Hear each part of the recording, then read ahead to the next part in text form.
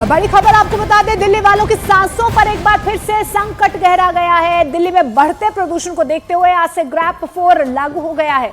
दिल्ली में ग्रैप 4 लागू होने की वजह से दिल्ली के सभी स्कूलों के लिए ऑनलाइन क्लासेस के आदेश जारी कर दिए गए हैं। सिर्फ 10वीं और 12वीं के लिए ऑफलाइन क्लासेस होंगी, यानी कि 10वीं और 12वीं क्लास के स्टूडेंट्स स्कूल जा पाएंगे, बाकियों के लिए क्लासेस ऑनलाइन होंगी। दिल्ली के पर्यावरण मंत्री आज दोपहर 12 बजे एक अहम मीटिंग करेंगे, जिसमें ग्रैप 4 की पाबंदियों को सख्ती से लागू करने को लेकर चर्चा की जाएगी।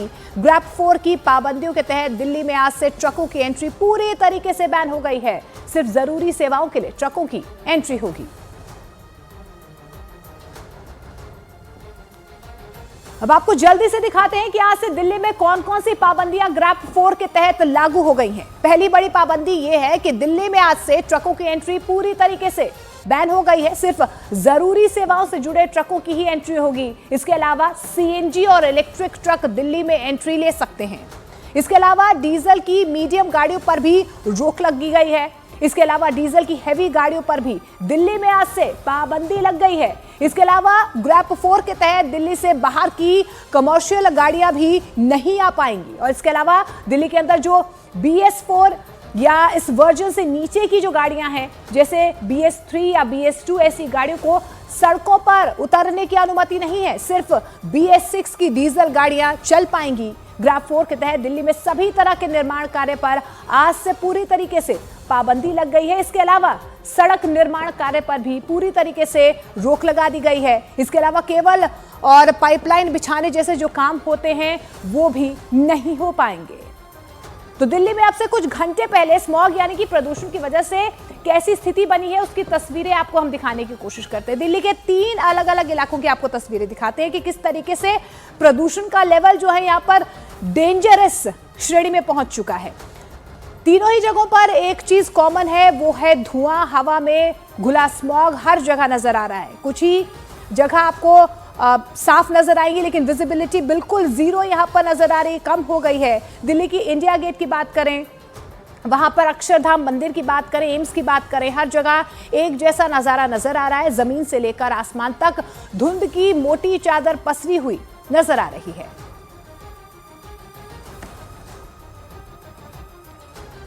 तो ये 3 तस्वीरें आप देख पा रहे हैं। दिल्ली में आज से ग्रैप 4 की पाबंदियां लागू हो गई हैं, लेकिन दिल्ली में आप देखिए कि किस तरीके से सांसों का संकट जो है एक बार फिर से गहराता हुआ नजर आ रहा है। 3 तस्वीरें आपको हम दिखाने की कोशिश कर रहे हैं कि स्मॉग से किस तरीके से लोग परेशान होते नजर आ रहे हैं। इंडिया गेट, अक्षरधाम मंदिर और एम्स की ये तस्वीरें हम आपको दिखाने की कोशिश कर रहे हैं कि किस तरीके से प्रदूषण का लेवल बेहद सीवियर श्रेणी में पहुंच चुका है।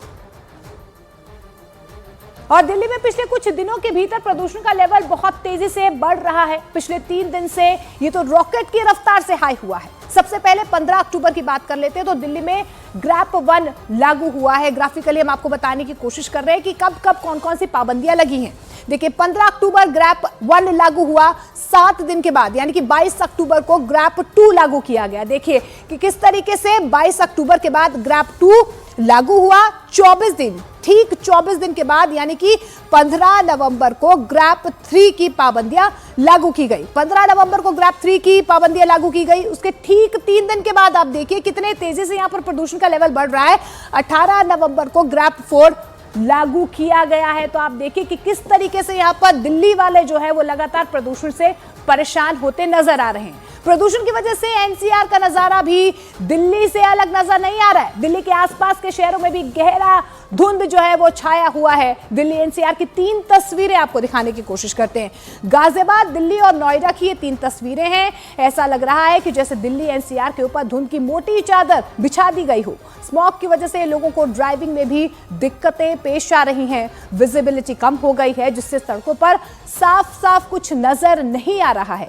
लोगों को सांस लेने में जो दिक्कत हो रही है वो अलग है, लेकिन ये 3 तस्वीरें आपको समझाने के लिए काफी हैं कि किस तरीके से यहाँ पर लोगों के आसपास जो है किस तरीके से सांसों का संकट वो है गहराता हुआ नजर आ रहा है। आज से ग्रैप 4 की पाबंदियां लागू कर दी गई हैं, लेकिन विजिबिलिटी आप देखिए कि किस तरीके से बेहद कम जो है कई इलाकों में नजर आ रही, कई इलाकों में जीरो विजिबिलिटी है। ऐसे में जो ड्राइवर्स हैं, जो आम जनता है, लगातार परेशान होती नजर आ रही है।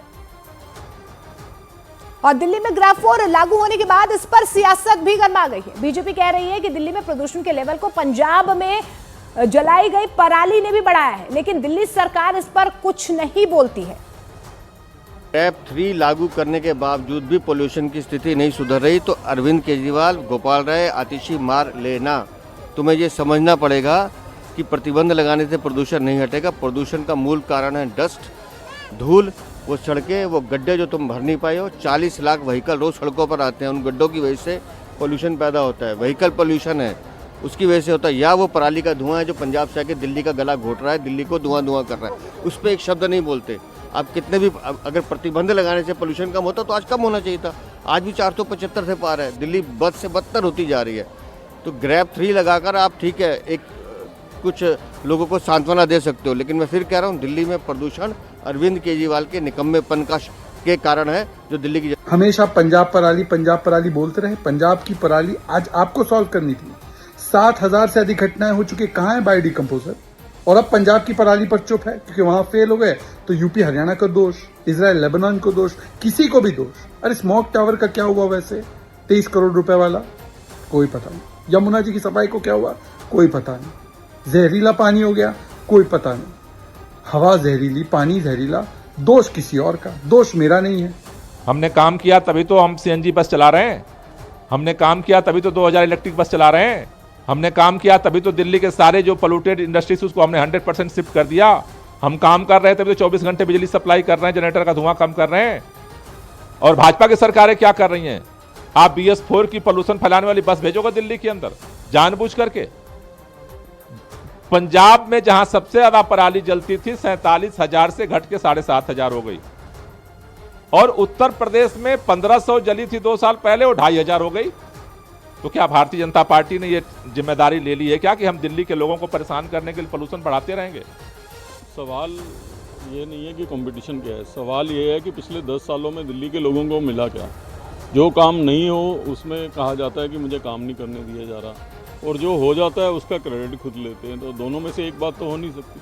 तो 10 सालों में दिल्ली को मिला है प्रदूषण की मार, टूटी हुई सड़कें। मुख्यमंत्री जी ने तो खुद माना जेल से आने के बाद कि सड़कें टूटी हुई हैं। तो आते ही पहले तो उन्होंने ये सर्टिफिकेट दे दिया कि अभी की जो मुख्यमंत्री हैं वो 1 साल से PWD मिनिस्टर हैं, वो काम नहीं कर रही थी। तभी तो सड़कों की रिपेयर के लिए केजरीवाल जी को चिट्ठी लिखनी पड़ी।